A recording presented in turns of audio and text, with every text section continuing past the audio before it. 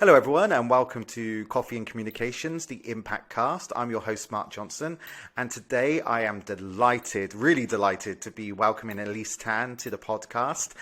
She was highly recommended by a friend, and I've actually heard of her prior to that. I didn't want to say that before the podcast and kind of give you a big head or anything.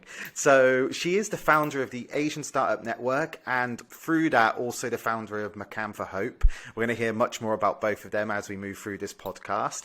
She is founder and mentor of Gratitude COVID Mentoring Initiative, which again, we will also hear more about. And previously in a past life, she was VP in Investor Relations and Partnerships. And she is an INSEAD alumna, which is another kind of thing we've got in common, or not alumna, but both been to INSEAD.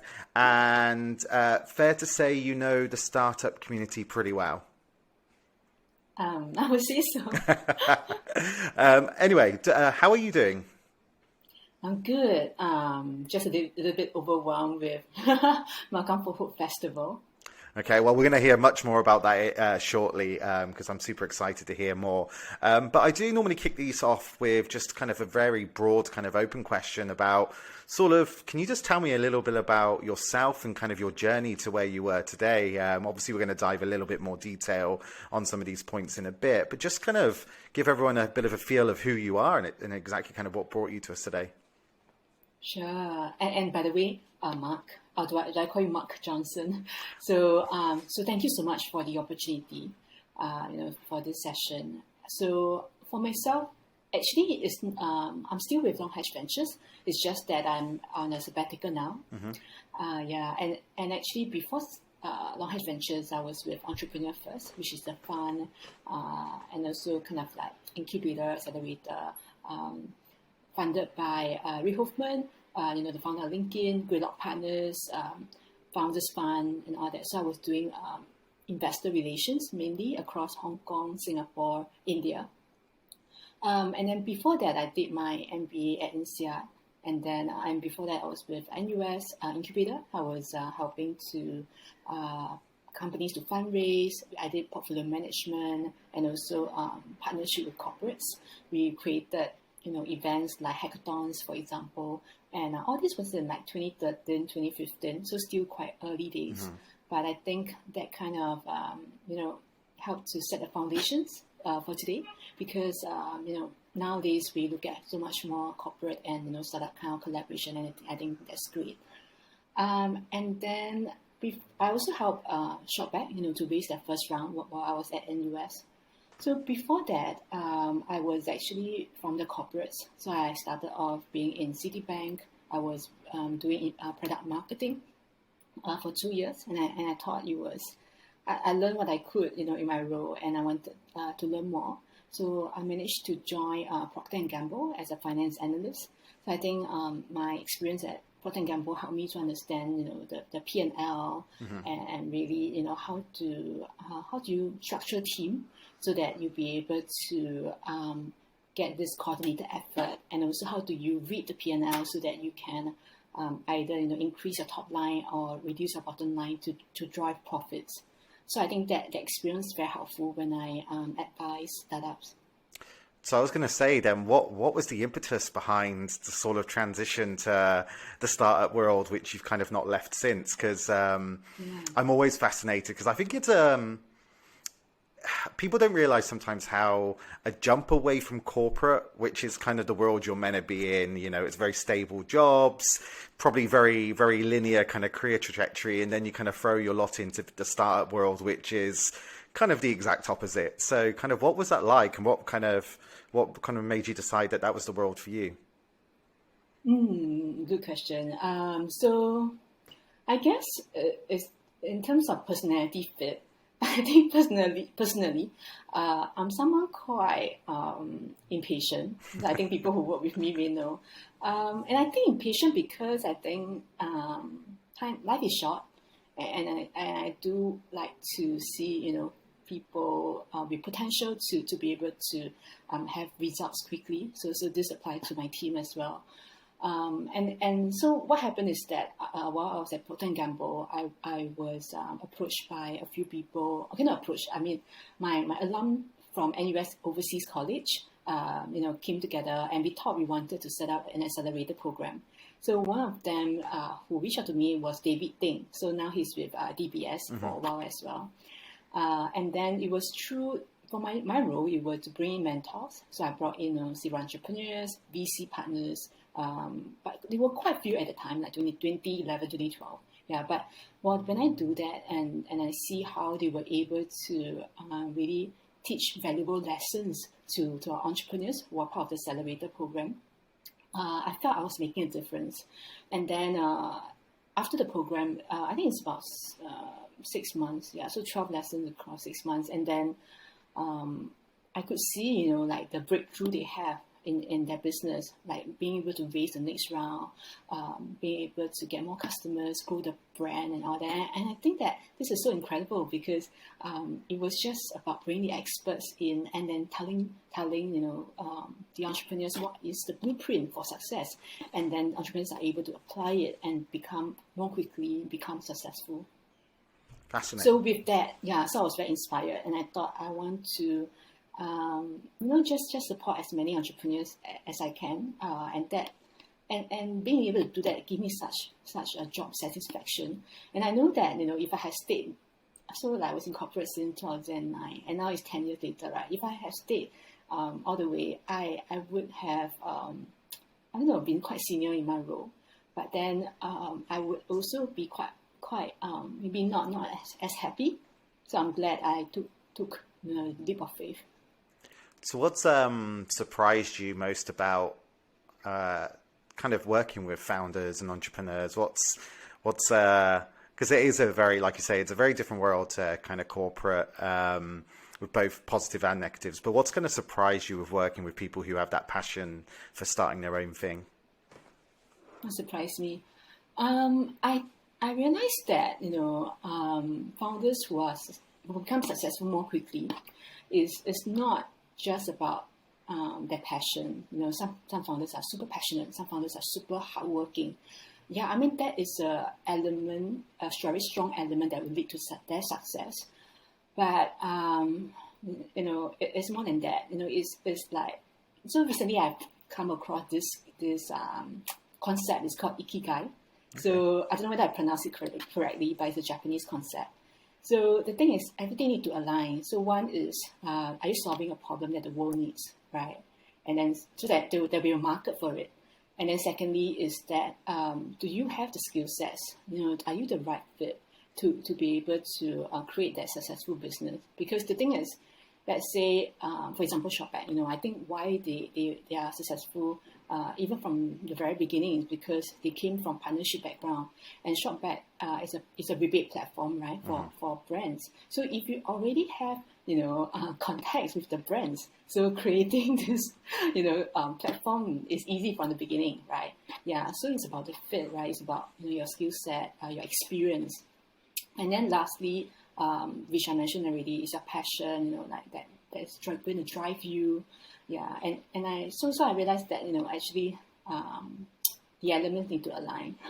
Okay. Yeah, but it didn't. I mean, failing the first time is okay, right? You just build on your experience, and then there's always a chance of success later. Absolutely, and I think that's something you got to remember when you're kind of doing your entrepreneurial journey is that. There are great stories of success that happens very quickly. That's that timing. It's just absolutely the right moment with the right product.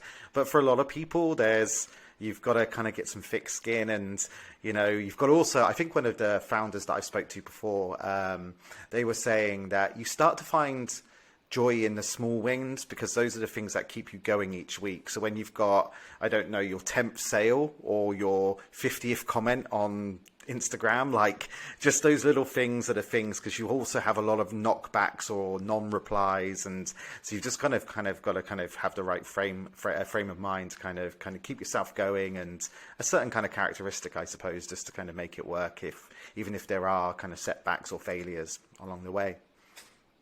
So I wanted to step back actually, because we're going to talk a little bit more about the startup scene. But I do actually want to talk about Makan for Hope, because I do think obviously it's very pertinent. I do, having stalked you guys a little bit recently, realize you were on CNA 936 recently and they profiled you. So can you please first tell us about Makan for Hope, what it is, what you're doing, where you are right now, because I think that obviously is very important. And then also, I think startups, because one thing we do on our side from Seed Strategies is we do comms with startups. So I also kind of would like you to kind of talk about the process and kind of the CN, like what happened with CNA and kind of what that was like. Sure. Yeah, we were very lucky to have 2 interview sessions with CNA 938 for 2 different programs. Yeah, I think. So Makan for Hope Festival, I would say that given the short time that we have to plan it, and that it runs on almost zero budget, so we run on the hearts of our volunteers. I think we are doing quite well. We raised over 70,000 now. So thanks to the help of our hosts, in particular, our participants who give us the like the vote of confidence, even though we came from nowhere. And then thirdly, obviously, it's our sponsors as well. So our hosts, that really taking the lead in leading the donation, because they are matching at least $1 for every dollar that is contributed from the participants' ticket price. Yeah. So I think this is why it kind of helped with the fundraising. I think more importantly is that we're fundraising for a cause that resonates with a lot of people. So we are helping Feiyue, which is one of the largest charity organizations in Singapore, to help fundraise for the funds to pay for the speech and occupational therapy for children with special needs, and also from low-income families. Yeah, so some of the funds are also going to fund emergency fund and also breakfast funds, for elderly from low-income family. Yeah, so I think some of the questions people asked were like, okay, why these funds and all that, right? What I understand so far is that the therapies are not funded actually by I'm not sure, maybe the government or agency over here. Maybe it's a very small group, right? Because it's all, when we look at diverting funding, it's always like, okay, which is the biggest problem to solve? Yeah, but I think this is where our ground-up initiative is coming up to fill the gap, right? To be able to help share about our beneficiary and also the great cause that they are serving, and then be able to help raise donation for that. Yeah, and then what my volunteers and we are doing, and also with my co-founder Andrew, what we're doing is basically to use Makan for Hope as a platform to bring experts, our hosts who are leading VCs and also seasoned entrepreneurs, like co-founders of Carousel, Shopback, Dadoco, Handicap, so that they will have that 90 minutes with our participants.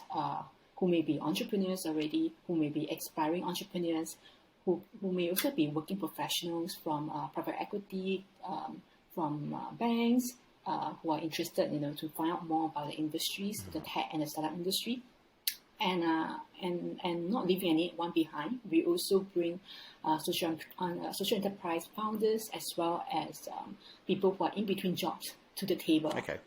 Yeah, because we realize that it is so valuable to hear from this host and expert, right? So that they will be able to be inspired to start a company, or they will be able to learn the blueprint of success, so that they may more quickly apply it to whatever they are doing right now to their business. Yeah, and also definitely to inspire people who are kind of sitting on the fence, thinking about whether to join startup or not, to actually take a chance. Yeah. That's fascinating. And you said that your co-founder is Andrew, did I get it right? Andrew, yes. Okay. So what was, again, I feel like all these, like a lot of people I think want to help. And I think especially right now, obviously with kind of the pandemic and things like this. And so kind of how did the genesis of this come about to kind of start the festival and kind of really kind of push through with it? I think that's great. But like what started it with you two? It was I mean, it was a random thing that I think of. Yeah, I think my team would think that I have a lot of random ideas. But what happened last year is that I just left my previous company, and then I was in between jobs. That time was end of March. And then I thought, I want to help as well, with the COVID pandemic taking its toll on large companies. And I thought that, it's going to actually affect startups even more because startups have less free cash and also resources at their disposal. Yeah, and I wonder if I could activate my network to be able to help the startup founders. So my network is mainly investors, VCs, family offices, angels, and I just email them and ask how would you want to help advise the startups for free. And then it was quite interesting. Like 60 people replied yes to me right away. And then I started with a spreadsheet and I just matched startups who signed up. And when people kind of know about what I was doing, they joined me to support this, and we created something called Mentor for Hope. Yeah. So Mentor for Hope is actually the kind of what we did last year. So it was a mentoring and fundraising drive without the makan, without the food. Yeah, okay. I like I like the addition of food, so that's always good. Yeah. So it was really quite organic, in terms of, I think people were looking to help, but we don't know how. So Mentor for Hope became a platform where, working professionals. So there were people from Facebook, Google as well, who come in to mentor the founders. And then for us, it's always about, paying it forward as well. Mm-hmm. So we also ask founders who receive the support, if they can afford it, to donate $50 to the charity. Yeah, so this is how it began. And then this year, we thought, can we deliver even more impact, right? And also in the beginning of the year, we could meet in groups of 8. So Makan for Hope was actually in person, right. Meeting of group of 8, and there is always a host. For example, one of the hosts was Yan Lu Chao, who is the founder of a lot of things. So he set up a foundation called Over the Rainbow, and he's also the co-founder of Asia's Institute of Mentoring. Yeah, mm-hmm. So we have people like that, and then we thought we would go to social enterprises to have our meals, because the social enterprises that we are supporting are supporting great causes, or they are employing employees with special needs. So with this, it becomes like Makan for Hope delivers 3 benefits. So one, being able to provide founders with like the chance to network and to learn. And then secondly, to raise money for charities. So we raise money for Red Cross, for example, in our earlier sessions. And then lastly, to help social enterprises. That's fascinating. I think something you said actually just a minute ago was very important. For Singapore, I think very pertinent, because there is sometimes a view, especially from the outside, I think a little bit, that Singapore's a very, it's done well, and it's, first world country, and that how many problems can Singapore really have? And actually, government funding and things like that only go so far. You're not able to help all groups all the time. And I think that's something you said earlier. And so I think there are groups in society, often the underprivileged, who kind of struggle and may not always get kind of the funding that's necessarily in order to kind of match kind of what they need to do in order to either kind of attain better education or jobs or have a better start for their families. So I think it's very important that people kind of don't assume that everything works in Singapore society, and that there's always more need. People always need more help. The underprivileged always need more support. And so I think it's kind of very important that kind of that message is kind of driven home sometimes, because I think it can be forgotten a little bit. That's excellent, and I look forward to kind of hearing more about it. So, quick question, actually, as I asked earlier. So, how was it with kind of CNA? I asked that because, again, I think startups and anyone who's a startup listening and things like that, obviously, like when you start getting kind of interviews and things like that, it's always very, very exciting. And so how did you go? How did it happen? How did you kind of get the interviews, and how did you go about kind of preparing, if you prepared at all, for them? Sure, happy to share. So I think for me, I always try to be thick-skinned. I'm not sure if you know what that means. It means that I would just try. I would just ask somebody, and the answer could be a yes or a no. It's 50%, right? But with TNA, I was quite lucky because I helped to raise donation for Red Cross, and then so basically the director of outreach, she introduced me to CNA, and then there was a feature on Singapore Stories. Mm-hmm. So I got to know Eugene, who actually been interviewing people for Singapore Stories, and I just so when Makan4Hope happened, so I was like, hey Eugene, I'm doing this, would it be possible for you to share this with your colleagues and see if there's any relevance for any of the programs that CNA is producing? So he helped me with that, and then actually it was a process. So one thing led to another, and finally we got the chance to be interviewed, and thankfully it was quite timely. The interview happened like just before the festival start. Right. Yeah, and so I think there is the element of luck. Yeah, but I think the message that I want to share with founders is that number one, it's very important to get yourself out there. Because media is platforms are powerful, right? They help you to reach the audience that you want. And then, spend time on that, because I see so many founders just, keeping their head down and then doing work the whole time. Of course, it's great to have an awesome product, but if nobody knows about it, mm-hmm. then how do you sell, right? How do you discover your customers? And then this is one. And then two is that don't hold back. Always try to ask someone for help. Because you never know. Like one thing leads to another. Yeah. So be thick-skinned, be courageous. I think I think that's great advice, because it's again, it's something we do, which is you just never know, and don't leave your communications to the last minute and then hope it gets picked up. Like, be a bit tenacious, put yourself out there, be developing the relationship. So you were able to reach out to someone and say, hey, we've got this kind of coming up, would it match with anything? Like, just always kind of be thinking that even if you are, say, an introvert, because a lot of startup founders they're introverts, they're very comfortable with their product, but not necessarily with standing up in front of people or kind of getting out there. But I think the more you do it, the more practice you have, the more you put yourself out there, the more chances you are going to have that kind of land on your lap, because you put yourself out there. No media is ever going to pick you up if they have no idea you exist. And so you've kind of got to actually be talking and kind of be speaking as much as possible. So one more question you have, sorry, I really forgot, is whether I prepare for those sessions. Yeah, totally. I think getting to this stage took me years, because I think being at INSEAD helps in terms of learning the art of communication. Mm-hmm. So I think that is so important. And why I say that it took me years, because just realizing what the audience of CNA wants to hear. It is a journey for me, to understand that. I don't know how to say it, because I come from engineering background. I graduated with chemical engineering background.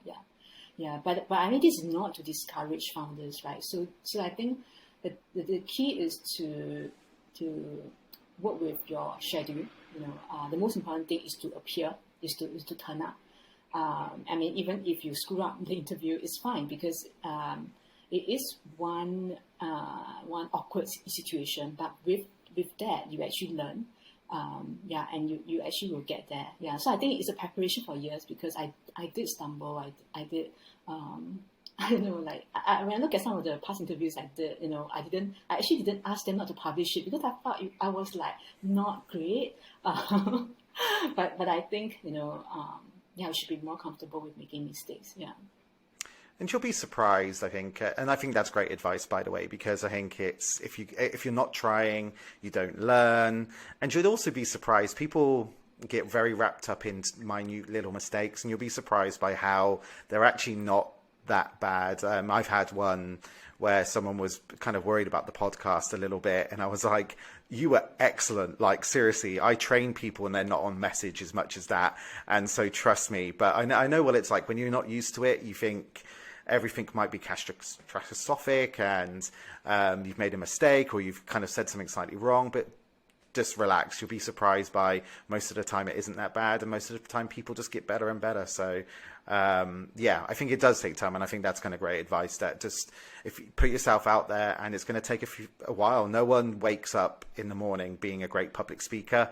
Like, no matter how good they seem, it does take work behind the scenes. So just going to take your time and kind of grow your confidence. So That's right. Yeah.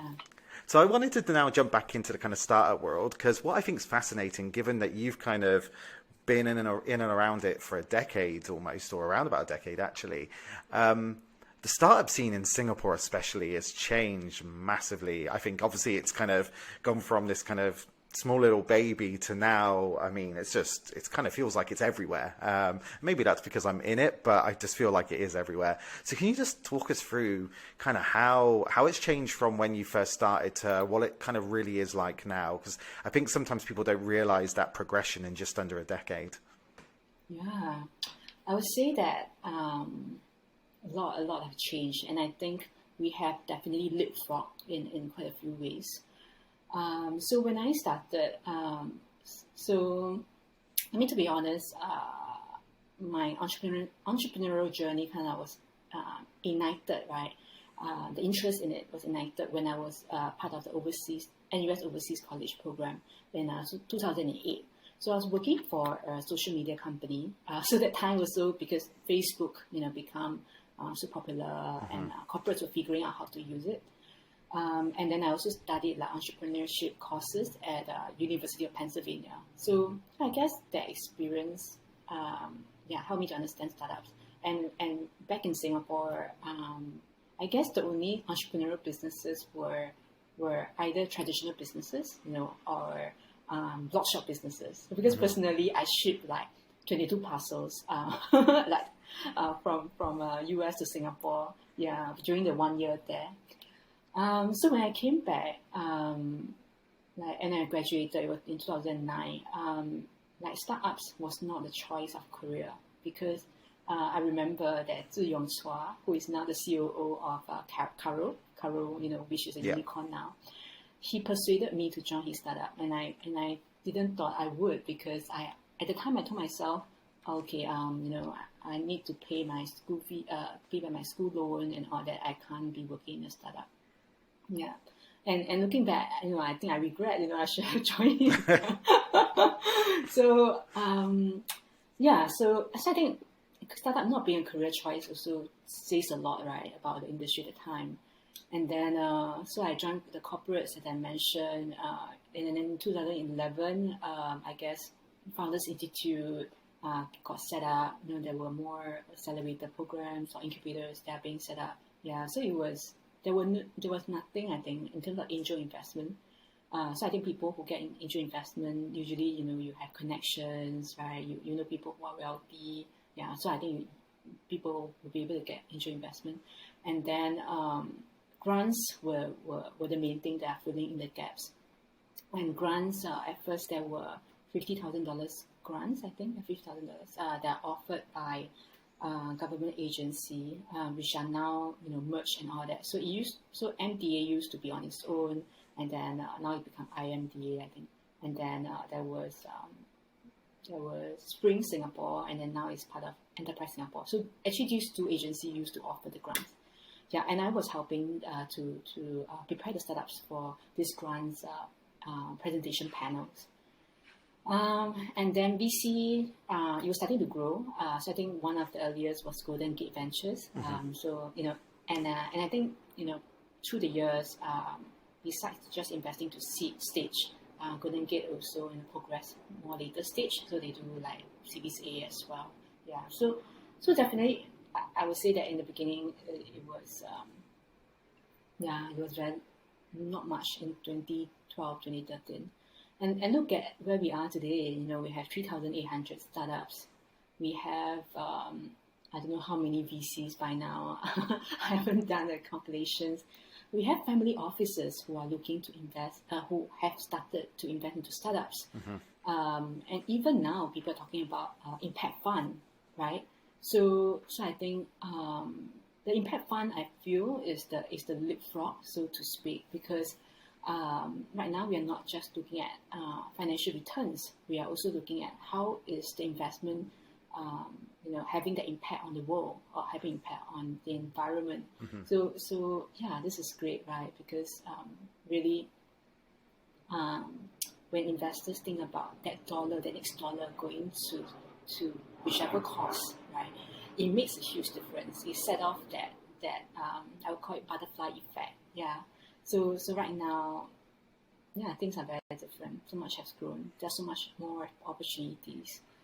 And then for Market for Hope, Mentor for Hope, for us, it's not to reinvent the wheel. It's always about what are the gaps so that we be able to bridge that gap, and then the ecosystem become more tightly connected. More people know each other, and that's how things can happen more quickly. Absolutely. And I think one thing you said that's very pertinent is how it's now not just about kind of the bottom line. It's like, what impact are my dollars having? And I think obviously sustainability is the big one. And I think Singapore, obviously government has kind of doubled down on that, especially at the start of this year with their 10-year plan. But I just think more and more companies now are asking themselves, like startups, but also kind of investors, kind of what impact do these dollars have? And I think that's been one of the most important changes, because for all the goodwill that's out there in the world, money does move and shift the needle quite a lot of the time. So wherever the investment's going, it really does. That's how kind of industries shift. And that's really helping, I think, a lot of these kind of impact in I think a lot around the SDGs, the UN SDGs, with health, with sustainability and all of that kind of stuff. And I think that for me has been the most exciting shift that I've seen, even just in this last 4 or 5 years, is just that kind of, and I think even, we can talk about INSEAD. INSEAD has kind of definitely really kind of doubled down on that over the last 3 or 4 years, because that's where the kind of trend is now. And that's what kind of people should be looking at when they're kind of investing and kind of doing startups. So on that note, on the INSEAD note, how did INSEAD shape your, because it's a kind of mid-career sort of, you've been doing startup stuff, and then in 2016, I think you are, you kind of went to INSEAD to do an MBA. How did that inform, shift, add to your kind of perception of the ecosystem? I wouldn't say that directly shift my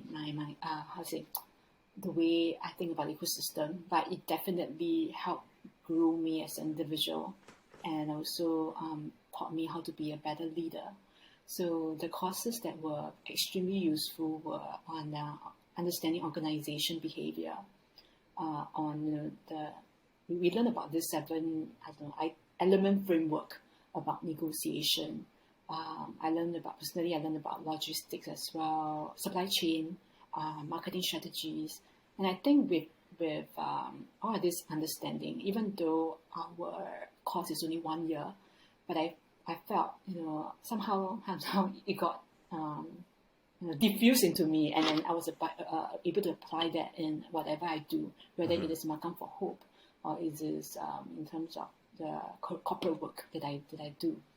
Yeah, so it's been extremely useful, and I would say that INSEAD do a really good job, like you say, talking about sustainability now, and how INSEAD really just continuously kind of keep alumni updated, keep alumni involved, right? So there are always those launches that are organized, right? And they are even organized by location, so people in the CBD would join one, and then people in the far west, they would join one. Yeah, so I think I see so much work that our school is just trying to bring people together. So I think that is so great, because when the alum come together, no matter where we are from, and we try to do things together, I think a lot of there will be a lot of outsized outcomes that come out of it. Right? Yeah, so I think that was great. I really am quite grateful for the education in INSEAD and the network that it provides. So INSEAD, now we have quite a few VCs and also entrepreneurs that come out of a network. For example, one of the co-founder of Property Guru is from INSEAD. I think I heard Circus Life as well, Red Mart.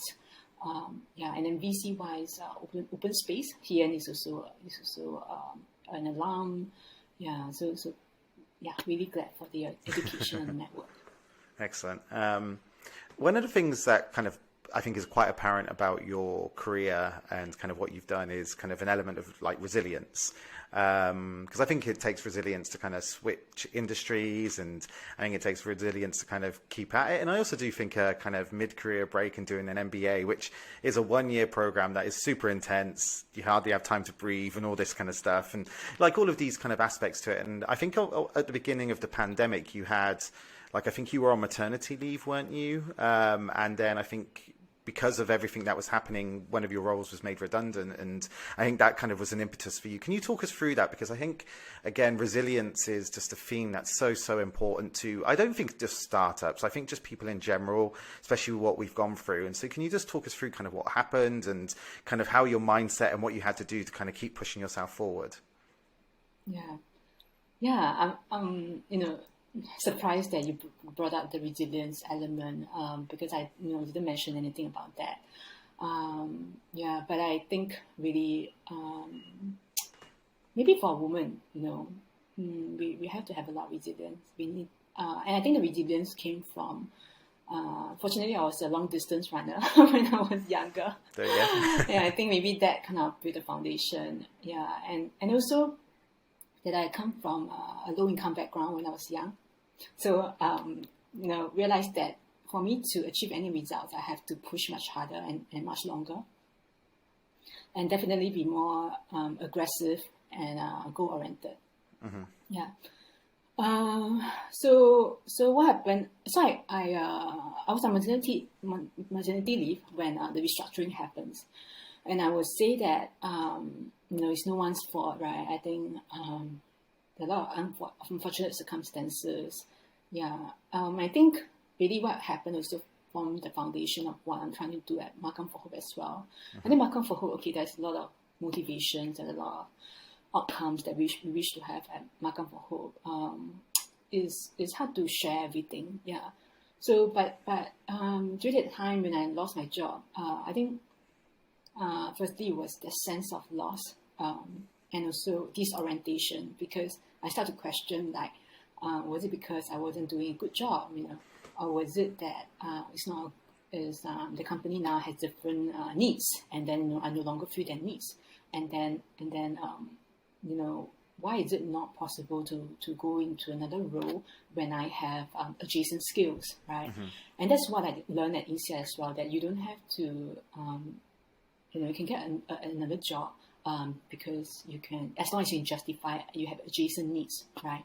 Adjacent skills, But all these were not possible. So, and I thought that maybe, and I did a lot of interviews. So I also had more criteria now, that more stringent criteria for which jobs I'm going into now that I'm a young mother, because I need to be there for my child, right?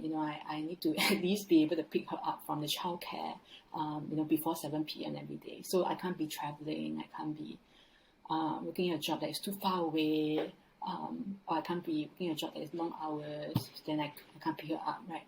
So there had a lot of constraint in my job search as well. So I think that time, I don't know, I think I had a lot of, I was definitely feeling down. But I think maybe part of it was perhaps my father, who always taught me that when you're going through a difficult period and you felt like you have no solution for it, right? Then maybe you should look elsewhere. Maybe there are other doors that are open for you, or maybe there are other things that you could do that can make a difference. So that's when I've been watching the news, and the idea of Mentor4Hope came to my mind. And I think that can I put my own needs aside? Can I look at the bigger picture and then be able to support others so that there will be a whole lot of good that comes out of it, right? And I'm not going to do it forever. I'm just going to kind of volunteer my time for like 2 months. Yeah, and that's what I decided. And then I think really it was a good choice. It was painful, going through the 2 months because we were all volunteers.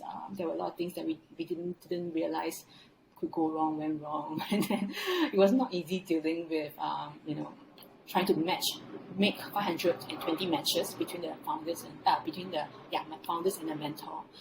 But when we put through it, we saw how much we learned, and then saw like how it inspired other mentorship programs as well, and we felt like the 2 months we put in was worth it. And then after the initiative, I also realized what is important to me in the job, right? So that also formed my choice to join Knowledge Ventures. Yeah. So, and Knowledge Ventures, I'm so grateful for the role because and also because of the pandemic, right? So we are able to work remotely, and being able to work remotely means that I can fetch my daughter if there's any things that crops up at the childcare. I can make sure that I'm there for her, after 7 p.m. And I can continue to work after 9 because in the blockchain world it's 24 hours. So I can work after that, and that allowed me to network with the US investors as well. So that's how we actually got in most of the top blockchain investors from the US. Oh, and thank you for sharing that. I know it's obviously kind of very personal, and but I think it's very important because I think the concept, especially for a woman, there are many barriers I think you have to go through, both kind of just societal, but also many kind of barriers that still kind of happening within the workplace that many women have to still kind of fight against, and we're still a long way from kind of equity on that front. And I also think it's very important for people in general just to understand the notion of kind of things are going to happen, and some things happen worse for some people and some things don't happen as bad, but like it's about how do you look forward, how do you take what you're learning from kind of almost kind of what's happening to you. And I think what's amazing about what you've done is you've directly taken kind of sort of a bad period in your life and kind of turned that into something about giving back to other people. And I don't think not everyone in this world kind of does that. So I think that's, I think it's amazing kind of what you've done. And I think sort of I'm very inspired by that from my side. And I think hopefully other people listening will be as well. So moving on with the airplanes in the background, there's a lot of them. We're coming up to National Day, so it's going to be a month full of airplanes across Singapore. So I suppose, I mean, that was sort of probably, other than kind of what you just said, what would be another piece of advice for founders, what you would give whilst they're starting out? What are the things to just remember when they're going through all the kind of ups and downs? What would you say to founders just to kind of keep in their mind? Yeah. I think just now I mentioned about the Ikigai. So I think to kind of build on it is that solve a problem that the world needs, but it'd be best to be a problem that you feel really frustrated about. For example, right now, I would love to be able to find a solution to be able to more quickly type, because I always make a lot of typing mistakes, and the kind of autocorrect didn't work well on my iPhone. So solve a problem that you feel frustrated about already, because and of course make sure there's a market for it, because I think that frustration can usually will translate into passion, into something that can drive you through the darkest night. Yeah, and then for me, why I started MakanforHope is because, not say that I'm frustrated, but I have this gut feel that, there are a lot of founders out there who are not discovered because maybe they don't have the network, maybe they are looking at the wrong places, and I feel frustrated for that, because I want more people to be successful.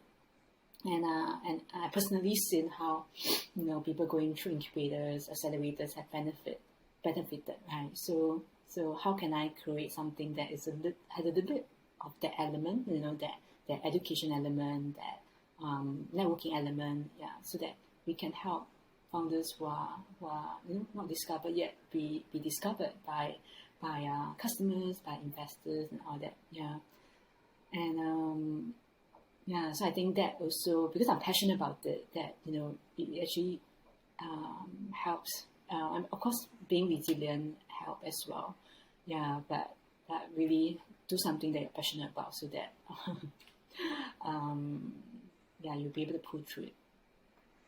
No, I think that's great advice. Honestly, I think you can sometimes. I think you can want to be an entrepreneur and then sort of try and find, because some of the programs and some of the way incubators and accelerators and all this kind of stuff works is sort of kind of sometimes throwing people together a little bit, and you're like, have you actually found what you're passionate about that's going to drive you through the long nights and all this kind of stuff? And I think for me, it's that's one of the most important things. The thing that's going to get you up at 4 o'clock in the morning because you're like, no, this is such a pain point, I am gonna solve it, and the world must kind of know, kind of thing. So I think that's very, very important advice.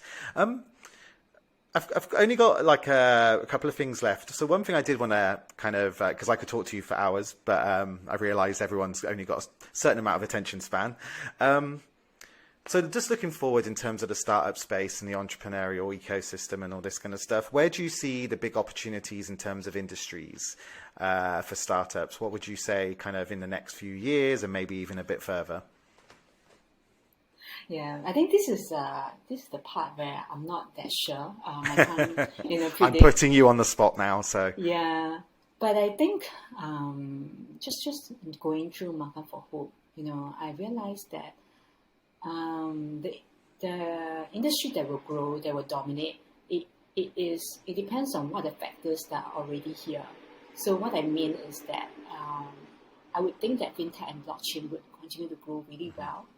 I mean, the reason is because we have so much, financial industry that has been set up already, right? So it's natural that fintech and blockchain would grow because the customers are here, the funds are here, right? The infrastructure in here, right? So be able to just allow blockchain technology to come in, allow the fintech technologies to quickly grow.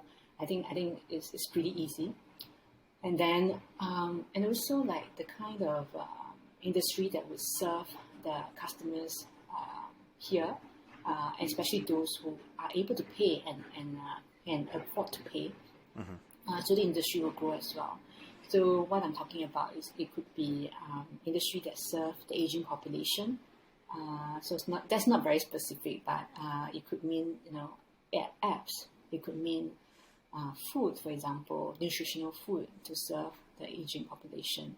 It would mean maybe specialized help, in terms of maybe nurses, in terms of even palliative care. Yeah, so I think that will grow. But of course, Singapore is still a very small market, even though our pockets may be deep, for customers. So I think the kind of industry that would grow or the products that would grow needs to be able to serve the other regions as well. Malaysia, Indonesia, Vietnam, which are huge markets compared to us.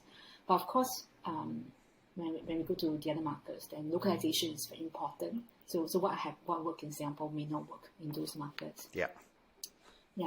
And I think given the kind of talent pool that we already have in Singapore, I would say that maybe anything that could go regional, go global will work. Because, for example, you look at my volunteer team, we have people from France, from Vietnam, and all that. So how can we make use of this diverse workforce to be able to quickly grow into different markets?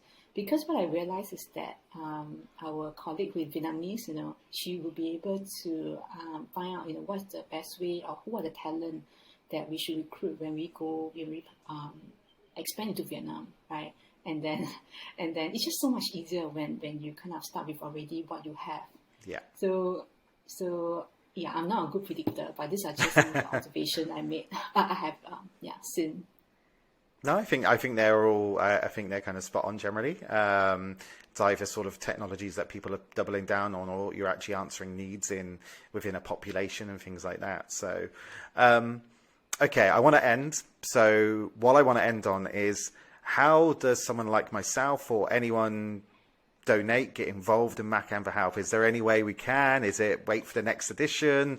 Please tell me. Here's your space for letting us kind of newbies know.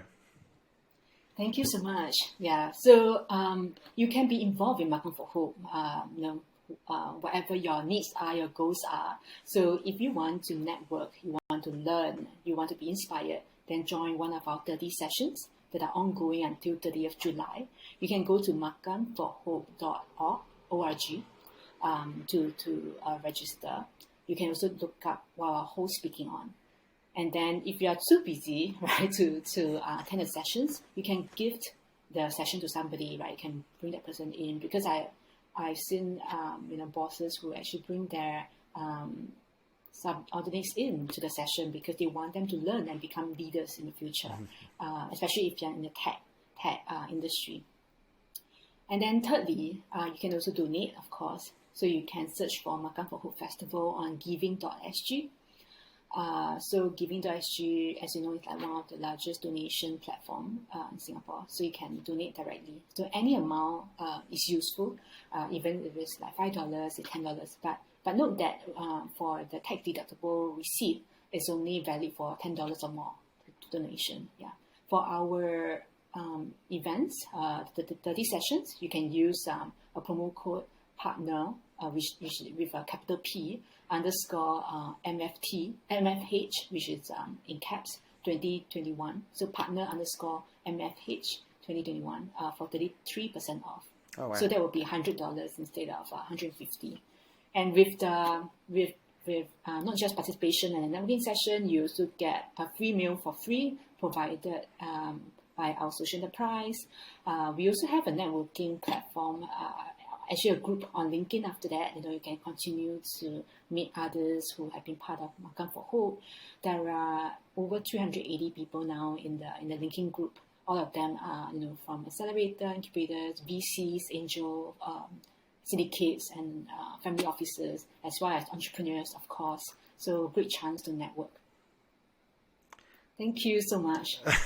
I think you sold that very, very well. So if anyone who is listening, whether it's on the podcast or on watching it on YouTube, please go and find out more about it. It sounds fantastic, whether it's for yourself or for someone else, or just donate, because it's a fantastic cause. And I think it's amazing kind of what they're doing. So there should be more things like that out there. So on that note, I really, really, really want to say thank you, Elise, for joining us today, sharing your experience, being very open and honest about your personal kind of side of things, and also giving some great advice. Thank you also for doing such amazing things. I think you've, obviously coming from adversity and actually still having the drive, resilience, like I said, to kind of do what you're doing today is also amazing. So I think you should be applauded for that. So I will definitely be donating. So I'll talk to you after the podcast about that. But again, thank you very much for joining us. Thank you so much, Mark. Yeah, appreciate the opportunity. You're welcome. And everyone who's joined us today, thank you very much. Hope to hear and see you next time. Bye-bye. Bye.